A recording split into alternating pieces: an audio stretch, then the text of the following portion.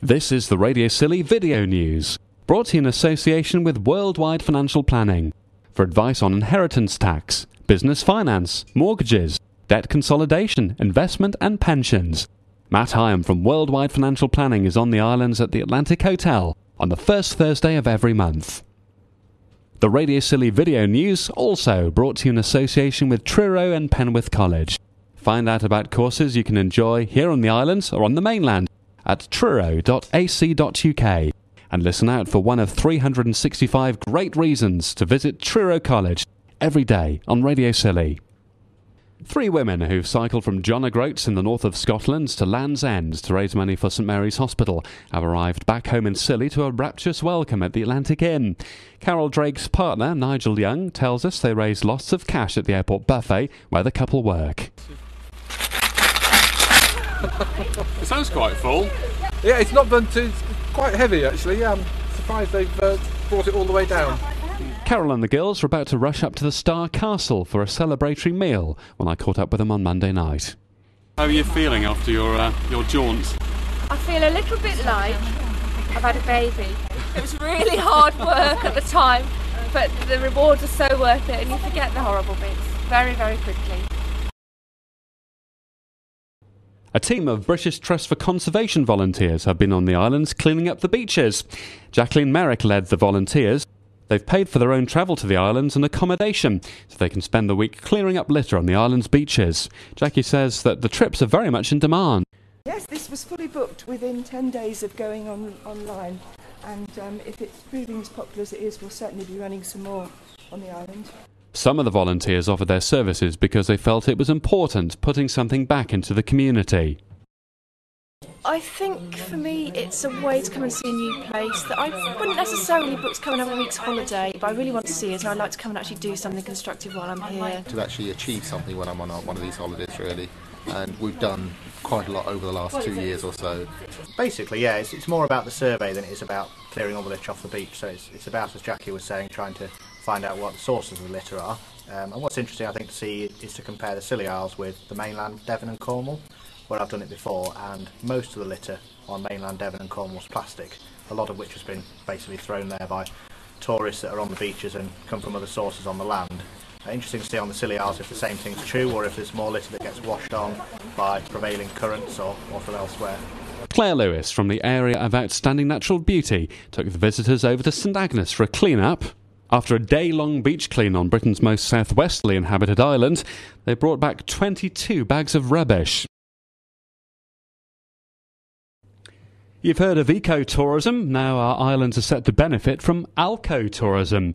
2 plane loads of camera, real ale lovers are set to visit Scilly to have a pint from the ales of Scilly Brewery. Gerald Daniels from Fleeton, Hampshire is leading the delegation. Now, you've come all the way to the Isles of Scilly and you've brought 31 people with you for the sake of having a pint of Islands beer. Is that a fair summation of what's happened? Yes, perhaps more than a pint, because Mark produces several. And I've tried 3 of them now, and generally they're very nice indeed. His scuppered, his bottled ale, was bottle condition, so you have to pour that very carefully to make sure you don't get the sediment in the glass, and that was very nice indeed last night. So, is this something you do? You just travel all around the country with your friends, going to different real ale breweries? Yeah, well, I've been running my one-man business for some 32 years, since 1977. When I chartered a train, as I was a BR area manager at the time, chartered a train from London to Bath and Oxford, because that's where the best real ale was, outside keg-ridden London, the beers of the time. And we took 596 passengers all round there on a bright sunny day for about £4.50 return to seek real ale. So this is a business then? You operate the trips for people? I do everything. I book, research, operate, lead, and all the back office work, and I did that for about 16 years in 77 when I retired from the railway in 1993. So yes, I retired, but I'm very busy working. John Nichols has retired as the most senior man in the RNLI on our islands. Last Friday evening, John thought he was going for fish and chips at the St Mary's Golf Club with his wife Susie. In fact, 75 of his close friends and lifeboat colleagues were waiting for him, as a farewell ceremony had been kept secret by members of the Ladies' Lifeboat Guild. John joined us at Radio Scilly after the event and explained how he got involved in the lifeboats in the first place. Council, none of the things that a lot of people do, and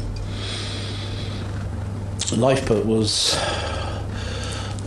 came to mind. And of course my very good friend, bless him, Alfie Jenkins, pushed me a little bit, and I became a deputy launching authority, what they call a DLA, and then Adrian Davis, Dr. Adrian Davis, went to do a sabbatical.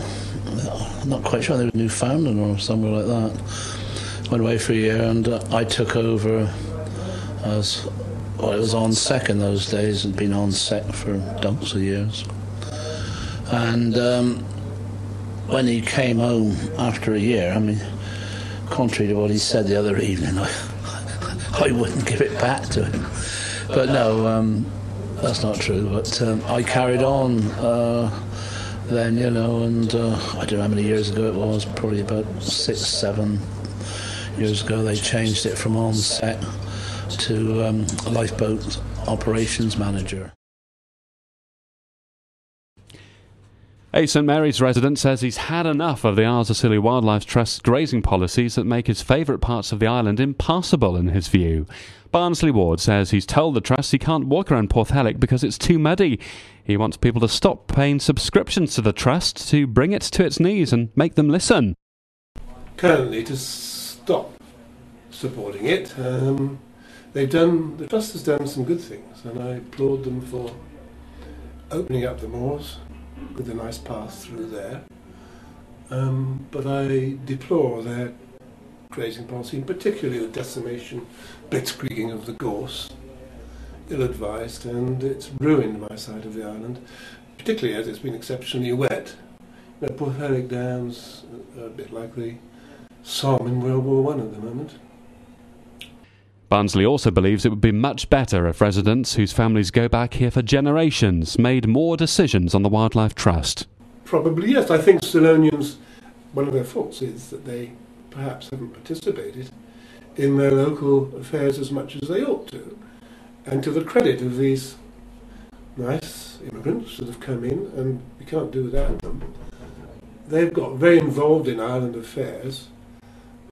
So perhaps we can't really, you get the council you deserve, you get the trustees you probably deserve, and if those of us that are very interested haven't stood, then we can't object too strongly about what's happening, except I do now, because it's been happening for several years, object to the policies of the Trust and how they've ruined the foreshore and decimated the gorse. Tim Alsop from St Martin's is the chair of the Wildlife Trust. He says they recruit new trustees on an almost ongoing basis, but they didn't get much take-up last time. 3 of the 9 Trust board members are Solonians. It was a case of bad luck for Ireland's Home Hardware at the weekend. After having new carpets fitted in their store on Garrison Lane, shelves collapsed overnight. 15 litres of paint all over the new carpet.